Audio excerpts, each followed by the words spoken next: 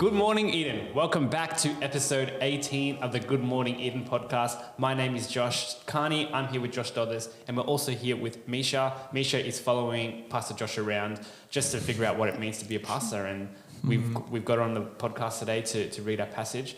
So we are 18 episodes in, like I said, journeying through the book of Mark, and it's been a really fun journey. And so today we are going to be reading Mark chapter 11, verses 1 to 32. So I'm going to hand it over to Misha now. She's going to read for us. So thank you very much.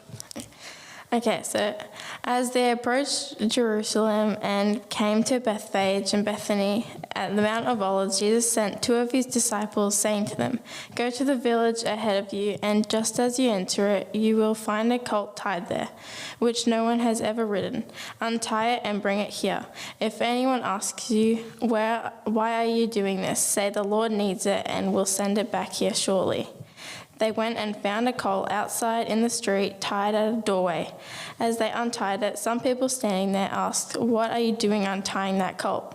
They answered, as Jesus had told them to, and the people let them go.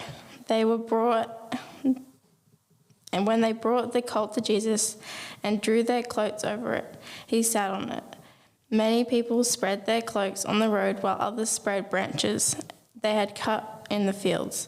Those who went ahead of those who followed shouted, "Hosanna! Blessed is he who comes in the name of the Lord. Blessed is the coming kingdom of our father David.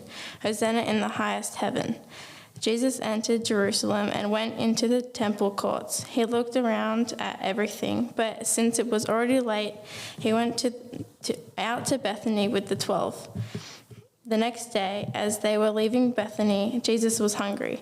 Seeing in the distance a fig tree in leaf, he went to find out if it had any fruit. When he reached it, he found nothing but leaves, because it was not the reason for figs. Then he said to the tree, "May no one ever eat fruit from you again." And his disciples heard him say it. On reaching Jerusalem, Jesus entered the temple courts and began driving out those who were buying and selling there. He overturned the tables of the money changers and the benches of those selling doves, and would not allow anyone to carry merchandise through the temple courts. And as he taught them, he said, Is it not written, 'My house will be called a house of prayer for all nations'? But you have made it a den of robbers." The chief priests and the teachers of the law heard and began looking for a way to kill him, for they feared him, because the whole crowd was amazed at his teaching. When evening came, Jesus and his disciples went out of the city. In the morning, as they went along and saw the fig tree withered from the roots, Peter remembered and said to Jesus, "Rabbi, look, the fig tree you cursed has withered." "Have faith in God," Jesus answered.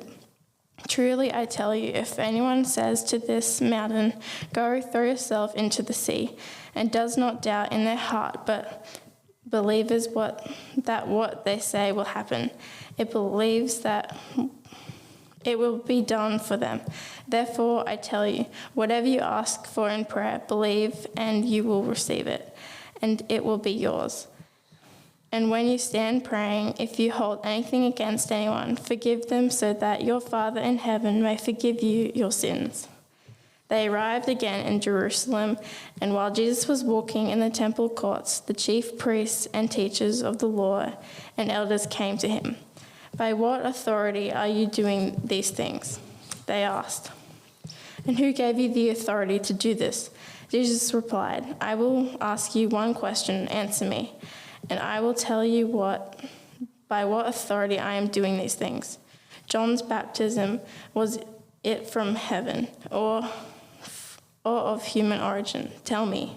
They discussed it among themselves and said, "If we say from heaven, he will ask, but then why didn't you believe him? But if we say of human origin," they feared the people, for everyone held that John really was a prophet.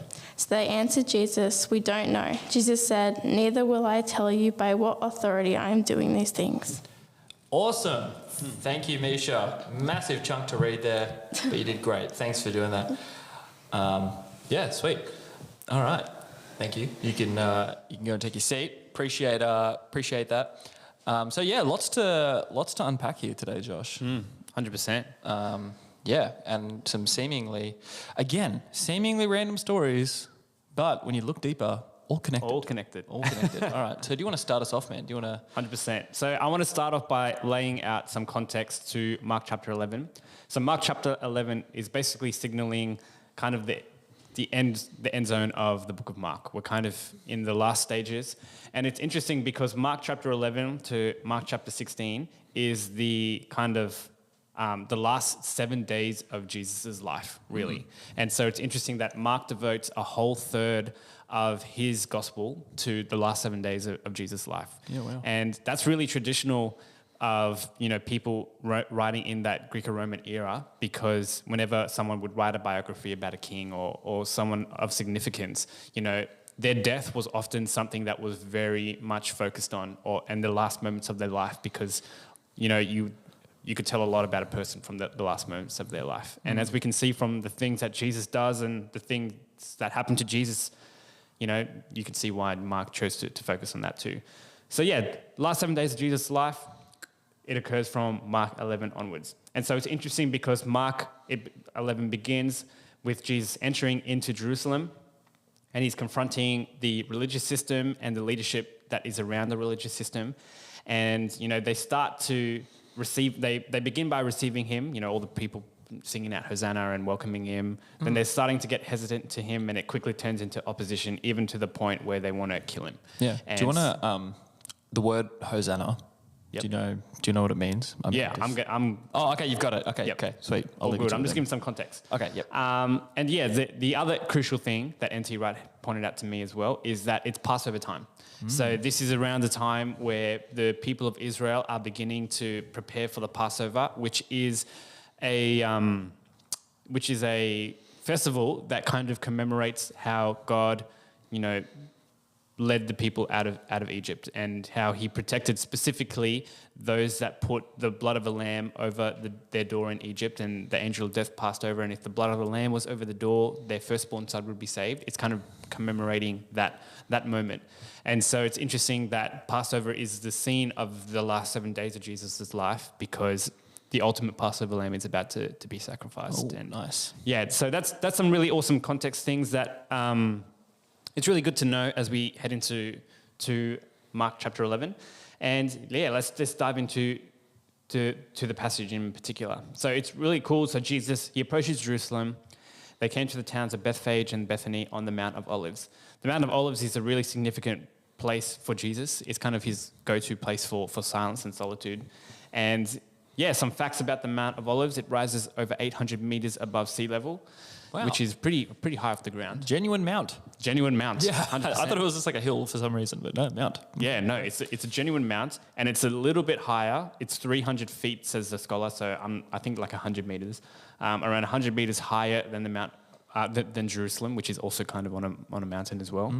And so the Mount of Olives, basically, it overlooks Jerusalem, and it's around 2 miles long, and it's a really fruitful place. And even before the time of David, the Mount of Olives had been a place of worship. You can see in 2 Samuel chapter 15, worship taking place there. And at the fall of Jerusalem in 586 BCE, Ezekiel, he had a vision that the glory of God was departing from Jerusalem and settling on the Mount of Olives, which is a really interesting vision if you want to have a look in Ezekiel chapter 11. Yep. And another prophet, Zechariah, in his book in the Old Testament, he said that the Mount of Olives would be the site of final judgment. And many rabbis and even Josephus, one of those historians in the Jewish world, associated the Mount of Olives with the coming of the Messiah.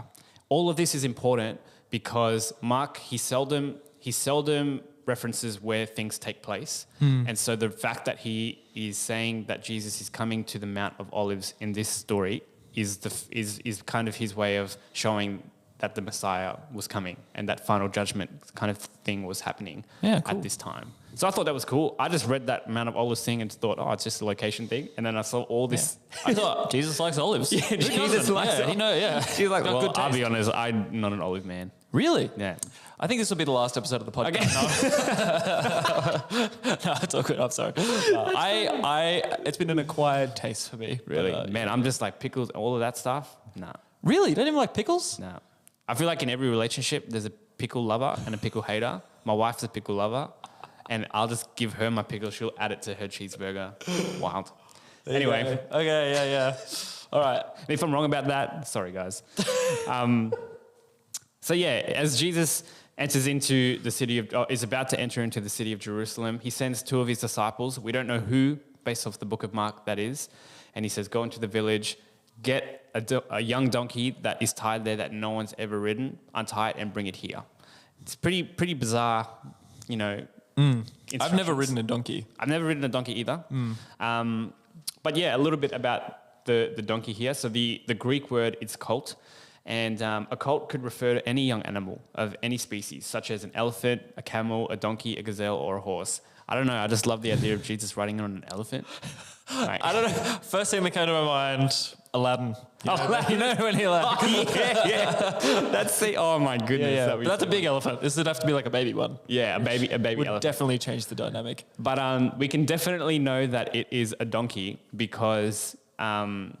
you know, parallel stories in the book of Matthew refer to it as a donkey as well. Yep. And also because of the prophecy given in Zechariah 9 verse 9. And in Zechariah 9 verse 9, it's talking about the future Messiah. And he says, rejoice, O people of Zion, shout in triumph, O people of Jerusalem. Look, your king is coming to you. He is righteous and victorious, yet he is humble, riding on a donkey's colt.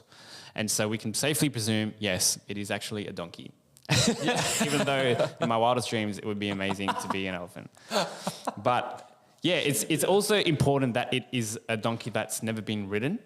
And so James Edwards says the commandeering of a beast of burden was a prerogative of a king in ancient times, and this too suggests Jesus' kingly role. So what he's basically saying is, you know, kings would enter in from battle or from a victory of some sort on an unridden donkey to kind of promote their kingly status and role. And the reason why a colt that hasn't been ridden is so significant is because no one else can ride that thing. Oh. It's specifically for the king and no one else. So this is not just an average donkey. This is not just an average colt. Like, this is a specific donkey. And so Jesus, he kind of goes out of his way to get the donkey that hasn't been ridden to kind of make a claim. This is actually quite a bold thing that Jesus is doing because he's essentially announcing to both Roman and Jewish authorities, I am the king. And I'm coming on a donkey and I'm coming humbly, already winning a victory. Because sometimes if you come into a horse, it's kind of like a wartime thing. Yeah. But if you come into a donkey, it's a completed thing. Oh. And so Jesus is like, I'm making a claim. And so you can. I'd always assumed that like the donkey compared to a horse was like a more humble approach. Yeah, right. But that's interesting. So it's like the war has been won. Basically, yeah. Wow. What I've been told. Yeah. No, yeah. Yeah. And so after this, Jesus gets the donkey. The disciples bring it to him, and they throw their cloaks onto the donkey, and the crowd starts to throw their garments on the ground too, and put leafy branches over it too. And so this kind of really, the spreading of the cloak idea, it's a throwback to 2 Kings chapter 9, when King Jehu is inaugurated into his role as king. It says they hurried and took their cloaks and spread them over him on the bare steps, and they blew the trumpet and shouted, Jehu is king. Right. So this is kind of an allusion back to the Old Testament again, really bolstering the fact that Jesus is making a really strong claim about himself and what he's doing there. Is the cloak thing, is that sort of just a sign of respect? Yeah. Because I think the outer cloak was the expensive part of people's wardrobe. Like, they only had one cloak. So them throwing that on the ground for the king is quite like a significant act, I would assume. You took the words right out of NT's mouth. Sorry. NT Wright's mouth. Okay. Yeah, he said, you don't spread cloaks on the road, especially the dusty Middle Eastern stony roads for a friend or even a respected member of your family. You do it only for royalty. Oh. Yeah. So all of these things are just super packed, super loaded language and super symbolic acts that Jesus was doing to really make who he believes he was clear to everyone. And so, yeah, they go in and they sing a song, praise God, or Hosanna, blessings on the one who comes in the name of the Lord, blessings on the coming kingdom of our ancestor David, praise God in the highest heaven. So the term Hosanna, it's a Jewish expression or term that means save now or save I pray. So it's basically just them calling out for Jesus to do something for them, Okay, yeah. which is super cool. And so this chant and this kind of Old Testament passage is taken from Psalms 118. And Psalms 118 specifically in this passage of verse 21 to 27 is referred to as where do I have it here? The 18 benedictions. And that's what the Jewish people called it, because it's a petition to God to restore David's kingdom to Israel. And so that's what that kind of section of the psalm is all about. Like the people of Israel saying, hey, God, please restore David's kingdom, which we talked about last week, as a good kingdom, as a kingdom that is united, a kingdom that is thriving and set up for what's to come. Restore that, please. And so these guys singing this passage or proclaiming this passage that Jesus is coming is a pretty big statement on their behalf, because it's kind of like this time that they've been waiting for is in the present, in their brain. Wow. And Jesus doesn't deny them. Like Jesus doesn't say, stop singing that song. He welcomes it, but what he does is he changes their categories and doesn't do the things that they wanted him to do, but he does the things that they would want him to do if they knew what he knew, which was to die on the cross for their sin and to actually overcome the power of death. Yeah, if they knew the full picture, that is what they'd want. Yeah, if they knew the full picture. They don't fully get it. No, Yeah. Wow. they don't fully get it. I've always found it interesting, like when things come up, like, you know, how they're saying Hosanna, how we even, like, this is an English translation of the Bible, but we don't really translate that word. You know what I mean? Like, it's not an English word to say Hosanna, but we don't translate it. I've always, I don't know why. Like, I don't have anything to add to that. I just think I don't know why, like, if it's an English translation, why don't they just translate that word? Yeah. But maybe it's such a unique word that they need it, I don't know, to stay like that. Perhaps. Yeah. So coming to the end, Jesus, he goes into Jerusalem and he looks into the temple, and after looking around carefully at everything, he left because it was late afternoon. It's just so interesting for me. I just love that idea that he just goes in, looks at everything, scopes it out, and he's like, I know what I'm going to do tomorrow. And then, we know we're about to unpack what happens then. Yeah. But what's really interesting is in the book of Mark, you know, after this crazy inauguration, one could say, this crazy entrance into Jerusalem, Mark doesn't share anything that happens after that, in the sense of what happened to the crowd, what happened to, like, did the authorities get involved? So in Matthew's gospel, it talks about how the whole city was stirred and people were asking, who is this? And Luke's gospel shares that the people were electrified, and how Jesus even said the stones were ready, could cry out to them if to cry out to worship to him if he allowed them to. You say that people were electrified? Yeah. Like they were like buzzing. Oh, sorry. I was like, I missed that detail. They were like buzzing. They were like, yeah, this. Okay, right, all right. But Mark doesn't say anything about the crowd. He doesn't say how the crowd dispersed. He doesn't say any of the outcome of the triumphal entrance. And the reason why is, according to James Edwards, he says Mark is warning against mistaking enthusiasm for faith and popularity for discipleship. And I just thought that was a very interesting take on why Mark was very silent about the outcome of the entrance. You know, Mark has always been an author that really focuses on what discipleship is all about and distinguishes fake discipleship from true discipleship. And it's almost, you know, according to James Edwards, it's more powerful what Mark didn't say as opposed to what he could have said, because he's kind of cutting the fat away from what it actually means to be a disciple of Jesus. And so, I just thought that was really interesting. And so that's where we get to the next story, which Jesus is cursing the fig tree. Yeah. A little link between those stories. And I'm actually the one who's going to reference Big Laz today. Larry Hurtado. Yeah. Because the commentary I was reading quoted him, and I was just like, whoa. Yeah, Larryception right Big now. Laz. It says, he reminds us that in Mark 11-16, Jesus intimates that he himself replaces the temple as the center of true worship of God, which is to say the place where God truly manifests his presence. And that's sort of that's the sort of gear shift. Like, I think that helped me understand, like, he comes in this triumphal way. And the next part of this is him sort of like targeting the temple and drawing those lines between what he's doing and the temple as the place where the presence of God manifests. And it starts off with a pretty strange story, not going to lie. I was really excited to study this because I've actually always been curious about it, but I've never preached on it or anything, so I've never really dived super deep into it. Yeah. But yeah, the cursing of the fig tree. I've heard lots of people have lots of things to say about it.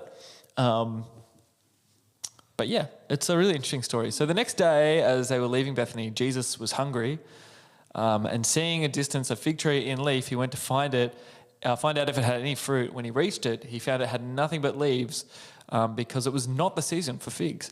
Then he said to the tree, "May no one ever eat from your fruit again, ever eat fruit from you again." And his disciples heard him say it. I don't know why that next line's there. They heard him say it. But anyway, to be honest, just on like surface reading of this story, I haven't really ever liked it. I know West pastors were supposed to love every part of the Bible, but I've always been like, this is shedding Jesus in a really weird light. Like, is he like cursing a tree? Was he just hungry and he just got mad at the tree because he wanted figs and it didn't have any figs? And so it's like, you go to McDonald's and you want to get like a ice cream sundae and the sundae machine's broken or whatever, like every single time. That's a real story. Yeah, I'm like, and you get so angry, like is he just like mad because it's got no figs on it? Like, and then he's cursing a tree. This seems ridiculous. And I think what I've had to, I kind of recognize that this is actually Mark again using his sandwich technique, which I know it sounds like a ridiculous term, but so The Markan sandwich. the Markan sandwich is literally the commentators use those words, which to everybody else is like, really, they made up that term for this. But so to remind everybody, that's when Mark, who's writing this, gets two stories and stuffs one story in the middle of the other story, so becomes like the bread, the filling, then the bread again. So it sort of divides up the stories. But it's to add meaning to both of them. Yep. It's to help us understand one story in light of another. That's how Mark That's does a good it. summary. The point of both the cursing of the fig tree and the action in the temple is that they figure forth the coming judgment of God on the heart of Israel. That which is appealing from a distance, but on closer inspection has no real fruit to offer up to Jesus or God. So it's Ben Witherington III, back at it again, saying the gold. Fig trees, they have leaves in the spring, at the end of March or at the beginning of April. Early green figs appear before the leaves, but they're not really good to eat. Kind of like eating a raw banana or something. Not raw, what's the word I'm looking for? Like an unripe banana. And in fact, they often just fall off, leaving only leaves. So, but it's interesting that Jesus would get upset at this fig tree for not bearing figs, and it's not even season to do it. Yeah, right? okay. It feels almost unfair, but it didn't even have the little green buds. Is the problem. So it's just producing leaves when it should have actually been producing even that starting point. Right, okay.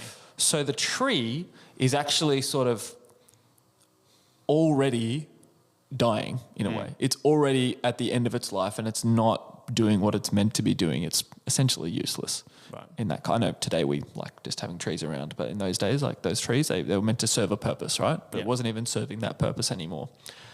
And so that's when the curses. So it's interesting reading people. Some people are like, was he cursing the tree or was he just saying this is how it is? And later he comes back and the tree's dead, right? Yeah. So it's like, did he do that or was it already going to happen? He was just saying that's what's happening. I don't know. So yeah, I don't. Honestly, we don't know. It's just one of those things that just the way it's written, it could kind of be both. Yeah. And that's okay. So I mean, the reality is that when the Bible talks about the wrath of God or like God cursing someone or something, it's not so much that he's doing. Well, sometimes it's that he's doing something, but sometimes it's just a reality of him taking away the protection that he's already offering so that the consequences of their action fall on them. Yeah, letting them experience the consequence of their own action. Yeah. So I think if you read like the book of Judges, makes a really good example of this. The book of Judges is just this constant cycle of Israel. They're in trouble and then they repent to God. God sends a judge to save them. Then they are all happy and they draw close with God again. And then they get used to it and then they start doing bad stuff. And then God's like, okay, if you're going to reject me again, I'm going to lift my protection. Then they get in trouble, everything goes wrong. And then they're like, wait, God, come back. He sends a judge. And it's just this constant cycle until it spirals and gets worse and worse and worse until you get to the last couple of chapters, which should be rated R. They're really gruesome. But that's... that's just real. I think sometimes that's just what it means. So maybe this is Jesus doing that same sort of thing. He's like just saying this is, you're not bearing fruit when you're meant to. Yeah. Now, the fig tree was very important in everyday life in Israel. There's Ben Withington saying this. Being the most fruitful of all trees, which I didn't know. And as such, it was often the tree used to produce first fruits to be brought into the temple. Later at verse 20, we learn that the fig tree has withered all the way from the roots, indicating total destruction, presumably a foreshadowing of what would happen to the temple in Jerusalem at the end of AD 70. So this conclusion is likely to supported by chapter 13, verses 28 to 32, which we'll get to. That's where the fig tree is used as a symbol of end times, which is also true. Like you were quoting, it's interesting you were quoting Zechariah a few times, but there's also a thing about... fig trees being an emblem of peace and prosperity in Zechariah and in Malachi, or like for hope of future expressed in terms of security under one's vine and one's fig tree. So that's sort of how it talks about it. Like you'll be under one's vine or one's fig tree or gathering fruit from them. So when that's not happening, that's kind of the idea of like God's in judgment. So a fig tree is also kind of like a symbol for that. Yeah. So there's a lot of rich symbolism in these two stories, right? So anyway, Jesus sees that this thing is not bearing figs, it's not being fruitful. So he says what he says to it, and then he gets into the temple. Oh yeah. That's one of my favorite stories. And this was actually really eye-opening as well. So the first courtyard area, when you would first go into the temple, the first courtyard area was actually called the Court of the Gentiles. So this was the only part of the Jewish temple that the Gentiles were allowed in. All the rest were like Jews, or specifically only priests if they went with their animal sacrifices. So this part was actually kind of a bit more open. But talks about this whole buying and selling thing that was going on. So it was not simply for secular profit, this is John Dibdale talking about this, but for enabling the worshipper to participate correctly in temple worship. The marketplace covered the large court, outer court of the Gentiles. There, the worshippers could purchase the various animals and birds for the sacrifices and exchange secular monies for money that was acceptable in the temple, because it would only accept their local currency. Yeah. This, however, was used as an opportunity to charge extremely high prices and oppress the poor. Right. And I actually didn't realize the scale of this. When I've seen this story depicted in videos and movies and stuff, there's kind of maybe 20 people buying and selling, maybe more, maybe 30, 40. But yeah, I did not realize that this courtyard and the buying and selling was a huge operation. I'm just trying to find... so for him to actually clear the temple court would have been pretty massive. So there's actually a record of a single merchant who once offered 3,000 sheep for sale in the temple court in a single day. Whoa. That's what we're talking here. A single merchant. One merchant selling 3,000 sheep in a day. So, maybe this is a bit more symbolic you know? Yeah, okay. Because, we're talking like hundreds of merchants. Yeah. So you picture like all these people around, like talking, bartering, yelling, and then like all the doves making squawky noises, whatever. But then you got all the sheep going like, bah, bah, you know, like it would have been like a loud ruckus in there. So for a dude to run in and start tipping tables and whatever, he'd have to be tipping like 100 tables, I'm imagining, you know, and so what most commentators reckon is like they like saying he might have just cleared it momentarily, but it probably would have just resumed operations as soon as he'd finished, you know, which is really like, it's crazy to me to think about the idea of this temple of God, and God is actively disrupting something that's happening in the temple, but then they just went on as business as usual. Oh, man. Isn't that like... That's so sad. And then I think of like church today, and I'm like, have there been times when God is like trying to interrupt church today? And maybe there's a moment of interruption, but then we just go on with business as usual. Yeah. Yeah. That's very real. Let that sit for a minute. Oh yeah, go on. Yeah, it also, like the idea, are you going to talk about Jesus being angry? No. Yeah.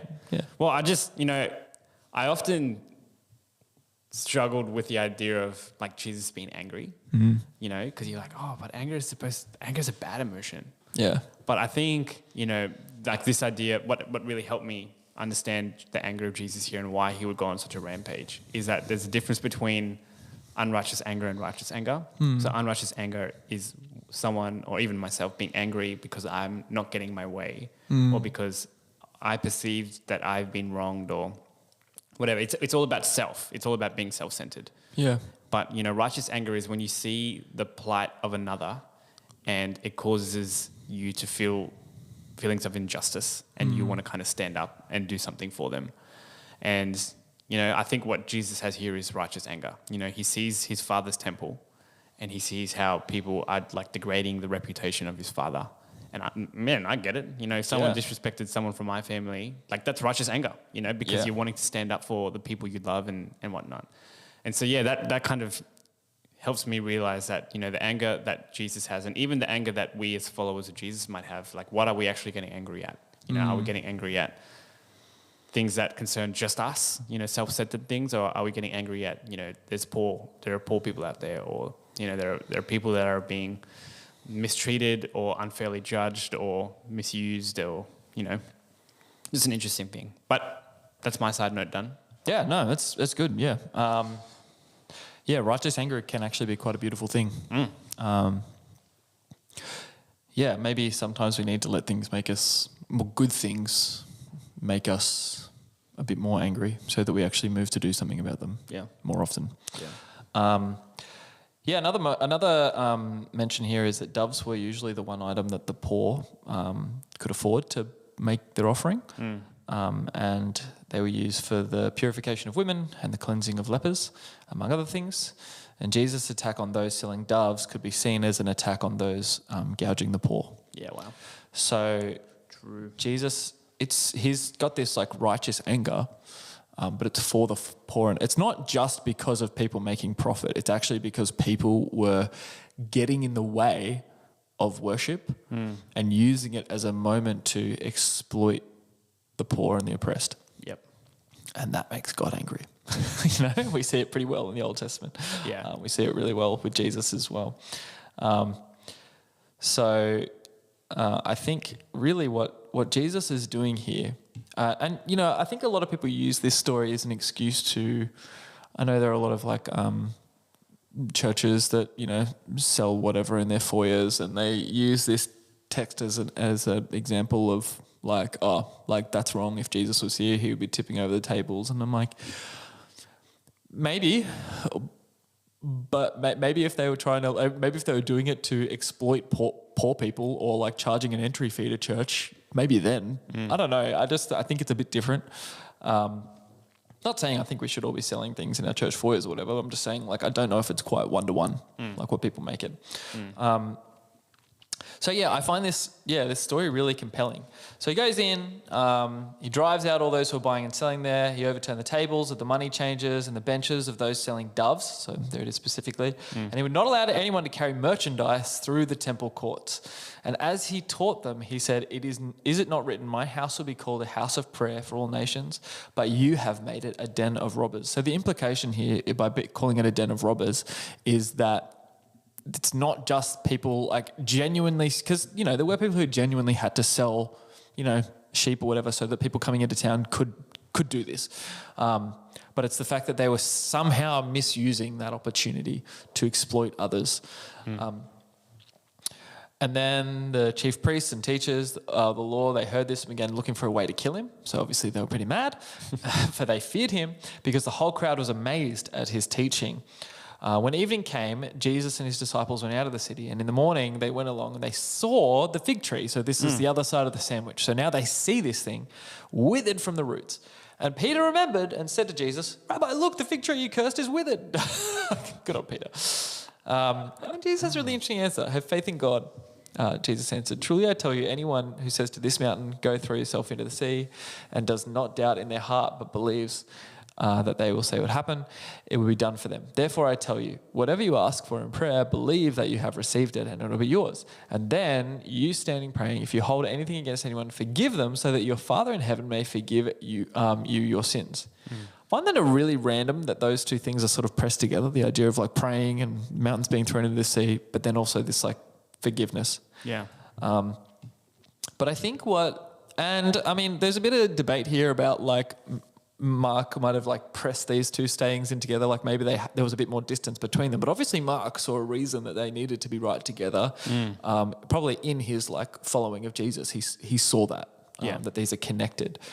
So obviously there's some sort of link between praying and asking God for things, but also having that intrinsic understanding of Jesus' forgiveness for us and giving that to others. And my running theory about this is that you are going to see God, I don't know, I don't know if I'm wording this right, but I think you're going to see God move more in your life when you are praying things that are in line with his vision for your life and for the world.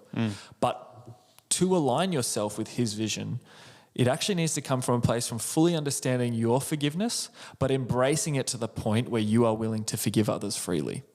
Yeah. And that will actually increase your prayer life, like the power and the potency almost of your prayer life. I'm not saying that if you forgive others, God will answer all of your prayers all of a sudden. Yeah. But I think attuning yourself to his heart is done so powerfully when we actually act it out. And when we're praying things that are actually in tune with his heart, that's when incredible things start to happen. 100%. And I think you're on the money. And I would agree with that and add to it and say, well, I think that when you forgive people, it actually changes your heart. Yes. So that you're actually surrendering the things that you want to see happen and actually letting them go and letting God take care of what you think needs to happen. And just beginning to trust that he knows better than we know. Yep. So even like the act of forgiveness, we can sometimes think it just has to do with, my relationship with other people. But if we're willing to forgive people, it actually gives us a bigger perspective of God's plan in this world. Yep. And that's like true forgiveness. It's not like the forgiveness where, I don't know if any other sibling was like this, but when you did something wrong to your sibling and your mum says, apologize to your sibling. Sorry. You just like still hate each other. Yeah. It's not that, it's like a deeply rooted, like the ability to let people go from the pain and the suffering that they've caused you and see them as people made in God's image. Yeah. And that's hard to do. But I think the reason why Jesus, you're right, links these two together is because your faith changes when you're able to forgive people deeply. So, no, thank you for your theory. That's our Good Morning Eden running theory, guys. Any scholars? Any scholars? Come at us. No. I'd be interested to hear other people's opinions about it, though. No, that's so true. Like Jesus and like obviously Mark, the way he's writing this, I think it makes it there's some sort of connection there that we need to understand. Yeah. So yeah, it's not the reality of you just pray whatever you want. It's about aligning yourself with his heart in your prayer life. And then praying, like you can pray big, crazy prayers, but they're going to be more in line with his heart. So anyway, there's one more story but it's actually, and I'll talk about it a little bit, about the authority of Jesus. Oh, sorry, wait, let me get back to the fig tree. Let me just finish that off, and then we'll go on to the next story. Yep. So this fig tree withers from the roots, like we already mentioned. So essentially, this whole story of the fig tree, it's really calling out, and the story of the temple, when we see them all together, it's calling out that way of connecting with God is just, it's dead. Like it's become corrupt. It's over, and Jesus is about to bring about a whole new way of connecting with him, and it's him. He becomes the temple. Yeah. And that's why when he dies on the cross, the veil in the temple is torn. Because all of a sudden, like, he gives us access to God through him. And so, yeah, he's creating this whole new thing, but showing that, like, it's died. It's died from the roots. It's over. And, like, he's showing, like, look how corrupt it is. Like, you can see it right here. Even the fact that, like, God literally moved, and then the rabbis want to kill him, And even the whole play on the fact that, like, he was welcomed into Jerusalem by that crowd that you so beautifully spoke about. But later on, when we get to, like, his hearing, that same crowd is going to turn on him and want him killed. Yeah. Like, the whole thing is, it's broken. But he, in his forgiveness and his love and his grace and his mercy, is going to forgive anyway and offer us a way to connect with God despite the fact that we broke this whole system, Yep. Yeah, so look, let me just give a quick thought about this last one, but I'm going to talk about it a little bit more next week because it's connected to some stuff that happens in chapter 12, so I'll have to come back to it anyway. Yep. But yeah, so, actually, do you have anything else to add to temple? Okay, good. All right, so the authority of Jesus questioned. So basically, they come up and they ask Jesus, John's baptism, was it from heaven or of human origin? Right? So they're trying to corner him again, but Jesus is smart, right? This has never worked for them. It's never worked out. It's like, why do you keep trying? They discussed it among themselves and said, if we say from heaven, he'll say, then why didn't you believe him? But if we say of human origin, well, they feared for people and, they like John, so they didn't want to go down that route either. So they answered, we don't know. And Jesus is like, all right, you're asking me about my authority? Like... it started off because they were asking Jesus about whose authority. And then Jesus asked them about John's baptism. Sorry, I misworded that. I misspoke that. But Jesus said, neither will I tell you by what authority I'm doing these things. So really, like, this kind of, like, it's quite a spineless approach. Like, they're just doing 100%. It for the, again, you're seeing the brokenness of the system here, that they're just trying to play into their own power and also holding favor with the people. They're not actually willing to engage in the fact that maybe God was doing something through John the Baptist. Yeah. Maybe God is doing something through Jesus. They're just like, how do we answer this in a way that won't make us look bad? Yeah. I don't know. Yep. Whereas Jesus is like, even though he answers a lot with questions and riddles and whatever, like, really he holds a very clear stance on a lot of things. So yeah, it's a pretty interesting little play here, what he does. And just again, highlighting that this system and those who are propelling it, there is something intrinsically wrong with humanity. And obviously we see that this is from sin. It has corrupted us. It's corrupted, our world. And even these religious leaders, obviously, even us, we're not, like, immune to the power of sin, obviously. Like, we have to, I don't know, I have to constantly bring myself back to the foot of the cross and just be like, Jesus, I need you. I can't do this without you. I need your grace. I need your wisdom. And just trusting that, like, his authority, what Jesus was speaking about, that's the true word. That's the true character of God that's what I'm here to follow. I'm not here for tradition. I'm not here for, this approving the eyes of man or whatever. Like, I just want to be here to, like, come to the foot of the cross again. I want to talk a little bit more about this again next week, this particular passage, and connect it to, there's a parable we're going to talk about next week. Sweet. So some sizzle, guys. Yeah. Let him cook. Anyway, sorry. All right. But hey, that's all from me. Anything else to add? No, that's all from me too. Yeah. So, dear listeners, I'm going to finish off today with some reflection questions. I've got a couple. Josh has got one. So it makes it sound like I'm, like, Josh has only got one. I only had one last week. We take it in turns if you haven't noticed. I'll some reflection questions here. Actually, maybe Josh, do you want to start off with your one? Because I'm guessing yours is connected to the entrance. Yeah. No, that's a good idea. Yeah. So, my question is that Jesus came into a situation where there was a large crowd, and like you said before, that same crowd is the one that was there when he was crucified and was gunning for his crucifixion. And so the question that I want to ask is, in what ways do you need to stop being a fan of Jesus and start needing to be a follower of Jesus? Oh, nice. Sorry, I just love a good alliteration. That was great. No, but also a great question for reflection there. And I wanted to ask, obviously we see this powerful but also kind of chilling story of the fig tree. And so my question is, have you been putting your trusts in the institutions of man rather than in Jesus and what he's doing? Do you maybe need to reevaluate that? And secondly, quite connected to this too, the priests, the teachers of the law and the elders came to Jesus and they're asking, well, what authority do you do this? Really, we on this side know that it was from the authority of God that Jesus did that. And so I just want to put it out there. Like, are you making Jesus the authority over your life today?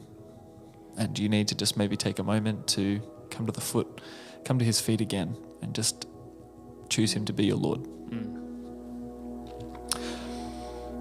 That's my question. Yeah. Thank you. Anytime. All right. Am I wrapping up? I'm wrapping up. Okay. Sorry. All right. Well, thank you so much for listening or watching today, however you guys are going through this with us. Thank you for journeying with us. Thank you, Misha, for reading the Bible text today. And we just want to, if you have any thoughts about this podcast, we'd love to hear from you. So leave a review. You can reach out to us or leave a comment if you're watching on YouTube or on the Facebook live streams. I was about to just call it the Facebook. If you, boomer energy, bro. If you guys we'd love to hear from you guys, and if possible, please leave a review. It helps get the podcast out to more people, gives it a bit more legitimacy when people see there are people who actually listen and care about it. We'd love to, but we'd also just love to hear your feedback about the show too. Our prayer for you is again that this would be another Good Morning Eden moment for you, that you would wake up to God's way of seeing the world, wherever you are, whatever you're doing. May you see yourself and the world around you the way that Jesus sees it.